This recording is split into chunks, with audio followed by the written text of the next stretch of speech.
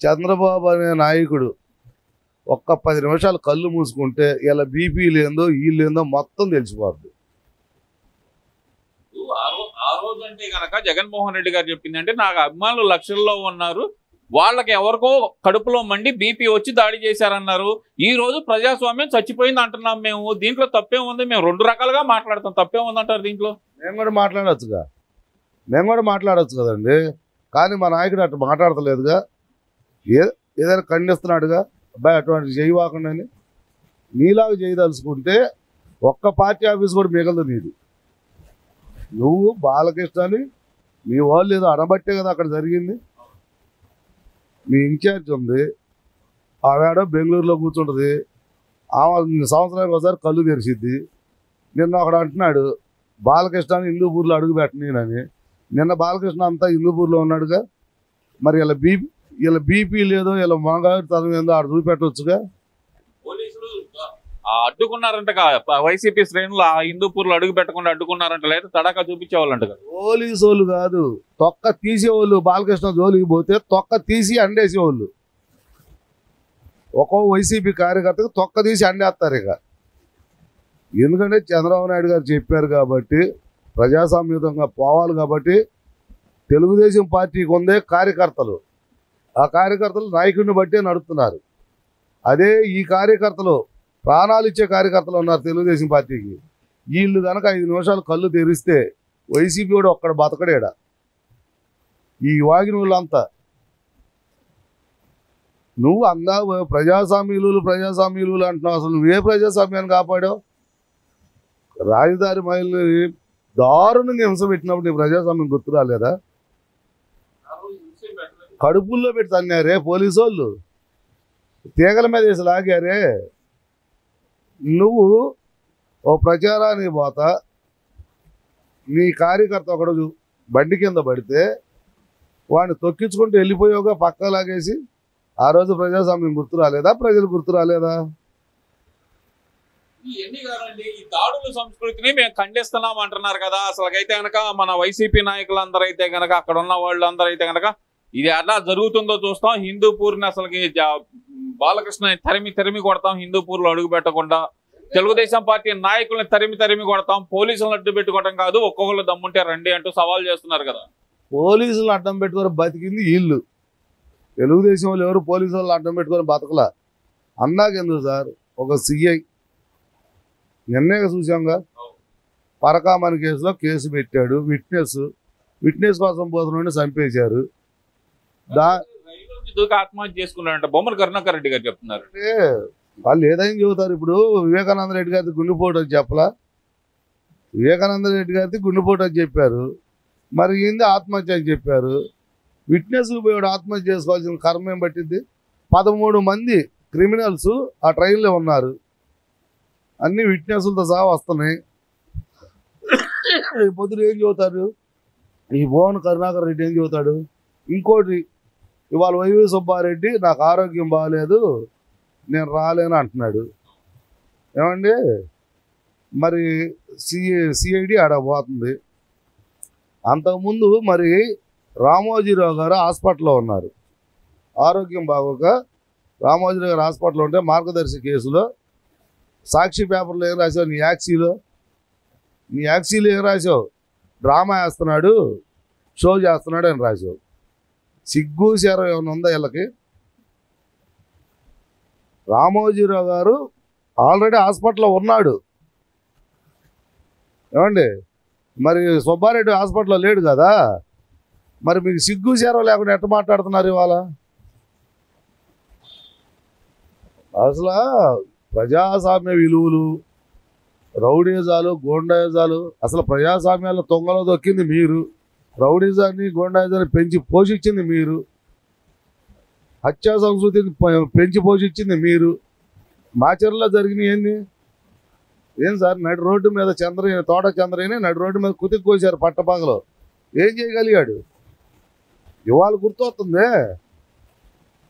అంటే ఎవరికి ఎందుకు నీళ్ళు వస్తే వాళ్ళకి తెలిసిద్దా? అదే మాట మరి యాంకర్ శ్యామల గారు కూడా అంటున్నారు కదా బాబాయ్. మరి ఆంధ్రప్రదేశ్ లో రౌడీ రాజ్యం నడుస్తుంది అంటున్న యాంకర్ శ్యామల మరి ఏం చెబుతారు? ప్రజాస్వామ్యాన్ని కూనీ చేస్తున్నారంట, వైఎస్ఆర్సీపీ నాయకులకు రక్షణ లేకుండా పోతుందంట. ఇదేం ప్రభుత్వం అంటున్నారు కదా మరి ఆమె. ఒక విషయం చెబుతున్నా, అసలు యాంకర్ శ్యామల అనే గురించి మాట్లాడుకోవటం అంత దరిద్రం పదని, అసలు అంత దిక్కుమాలితనం ఇంకోటి లేదు.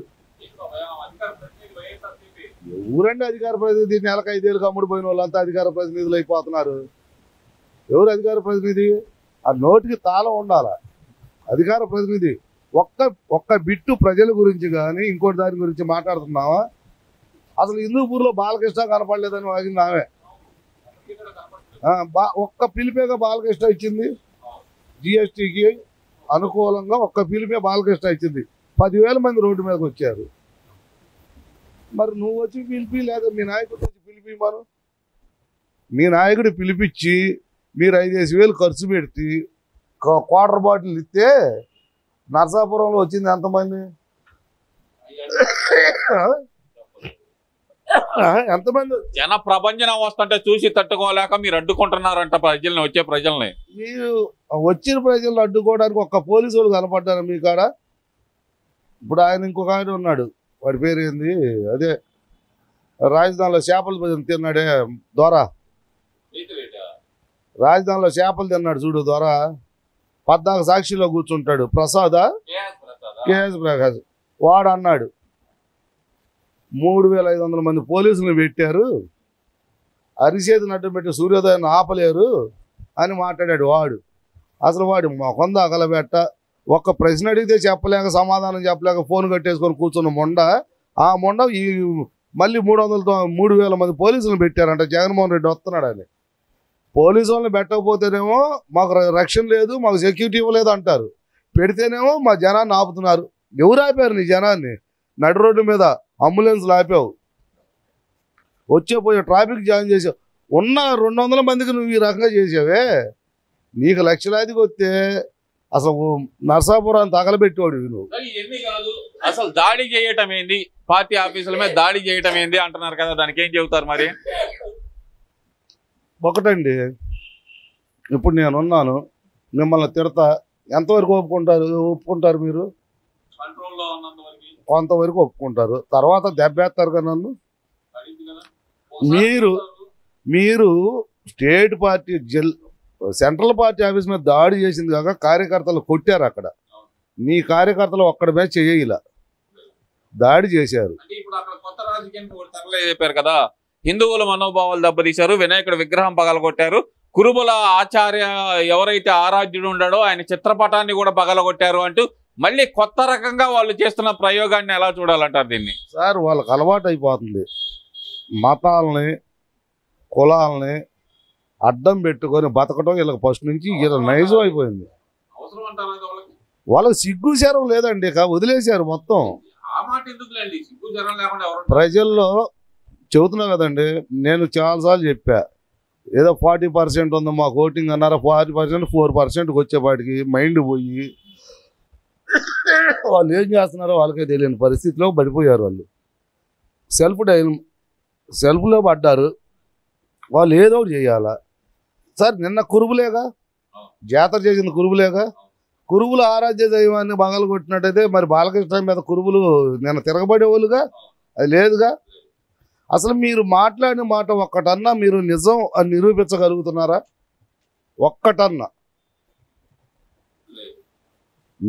మీ అంతటి మీరే సెల్ఫ్ డబ్బా కొట్టుకోవటం, మళ్ళీ మీరే డైలమాలో పడిపోవటం, ఇదే తప్పితే మీరు కరెక్ట్ ఒక్క మాట. ఇప్పుడు మెడికల్ కాలేజ్ విషయంలో బురద చల్లాలని చూశారు, ఏంది మొండిగోడల దగ్గర ఫోటోలు దిగారు దొరలో. ఇదే పెద్ద కాలేజీ, ఆహా అనండి, మీరు అందరు చూశారు.